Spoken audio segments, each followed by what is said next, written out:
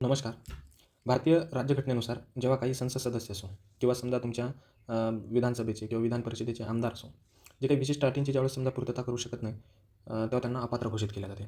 आता अपात्र म्हणजे काय? अपात्र म्हणजे काय? तर एक तर तुमचं सदस्यत्व रद्द होणे किंवा सदस्यत्वास अपात्र राहणे.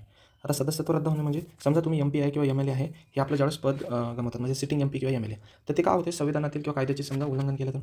आणि अपात्र हे समजा स्टेट लेजिस्लेचर असेल तर ते आर्टिकल 191 मध्ये दिलेलं आहे. आणि तुमच्या पार्लमेंटमधलं जे समजा डिस्क्वालिफिकेशन आहे ते आर्टिकल 102 मध्ये देण्यात आलेलं आहे. तर कोणत्या कोणत्या ग्राउंड्सवर डिस्क्वालिफिकेशन होते हे आपण पाहू. आता हे काही ग्राउंड्स आहेत जे पार्ट 5 आर्टिकल 102 मध्ये देण्यात आले.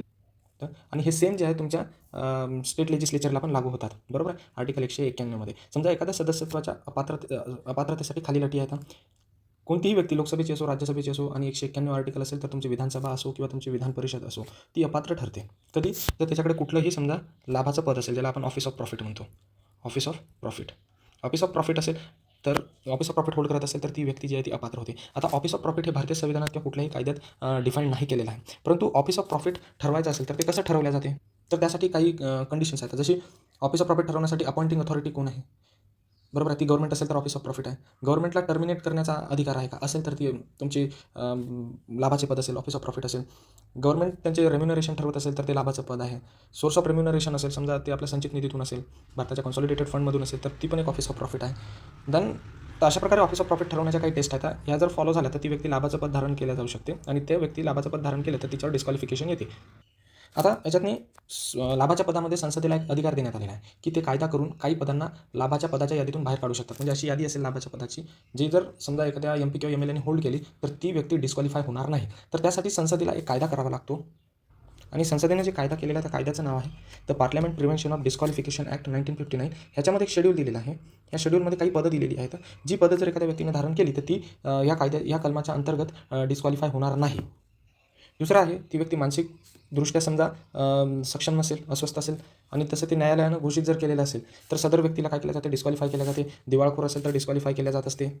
सदर व्यक्तीनं समजा भारताचं नागरिकत्व सोडलं, परकीय राज्याचं नागरिकत्व घेतलं किंवा परकीय राज्याची निष्ठा दाखवली तर ती व्यक्ती ही डिस्क्वालिफाय होत असते. त्यानंतर समजा संसदेने एखादा कायदा तयार केला तर त्या कायद्याच्या अंतर्गत ज्या काही बाबी आहेत त्या बाबीच्या बेसिसवर पण समजा डिस्क्वालिफिकेशन केल्या जात असते. तर संविधानातील या कलमाचा वापर करून पार्लमेंटमध्ये लोकप्रतिनिधी कायदा तयार केलेला ज्याला आपण म्हणतो रिप्रेझेंटेशन ऑफ पीपल ॲक्ट 1951. त्याच्या सेक्शन 8 जे आहे ते वेगवेगळ्या प्रकारचे ग्राउंड्स दिलेले आहेत ज्याच्या बेसिसवर डिस्क्वालिफिकेशन हे दिल्या जात असते. जनरली कन्व्हिक्शन झाल्याच्या नंतर ह्या ॲक्टमध्ये सांगितलेलं एखाद्या गुन्ह्याच्या अंतर्गत जर कन्व्हिक्शन झालं, आरोप लागले तर नाही, तर कन्व्हिक्शन झालं तर त्याच्यानंतर तुम्हाला इलेक्शन कंटेस्ट करण्यापासून आणि सदस्य गमावण्यापर्यंतचे तुमचे सर्व समजा अपात्रतेचे हे दिलेले आहेत, त्याच्यामध्ये समजा पॉईंट्स दिलेले आहेत. त्याच्यानंतर बरं एखादी व्यक्ती मंत्री असेल तर ती लाभाचं पद धारण करते का? तर ती नाही, लाभाचं पद धारण करणार नाही. मंत्री हे लाभाचं पद नाही आहे. आणि सर्वात शेवटी दिलेलं आहे 10व्या सूचीत पण डिस्क्वालिफिकेशन दिलेलं आहे 10 शेड्यूल, जे भारतीय संविधानातनी 52nd कॉन्स्टिट्युशनल अमेंडमेंट ॲक्टनुसार काय करण्यात आलेलं आहे?